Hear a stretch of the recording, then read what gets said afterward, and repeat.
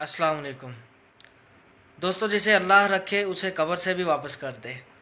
आज जो वीडियो मैं आपको दिखाने जा रहा हूँ वो पाकिस्तान के एक इलाके शकरगढ़ के एक नवाही इलाका है ईसा चौक, वहाँ का वाक़या है।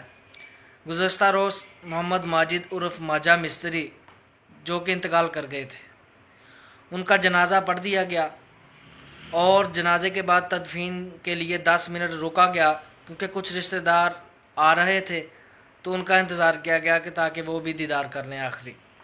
तो उन्हीं 10 मिनट के अंदर मैयत को पसीना आना शुरू हो गया मोहम्मद माजी साहब को, और हल्की सी नब्ज़ भी चलने लग पड़ी। तो वहीं पर नारों की गूंज हो गई। अल्लाह पाक ने उसकी ज़िंदगी वापस लौटा दी। अब उसे नारोवाल के अस्पताल के अंदर मुंतकिल किया गया है, जहाँ पर वो बिल्कुल ठीक हैं। ये अल्लाह का एक हमारे लिए मौज़ा है। बेशक आप वीडियो देखें और अल्लाह का आप भी शुक्र अदा करें।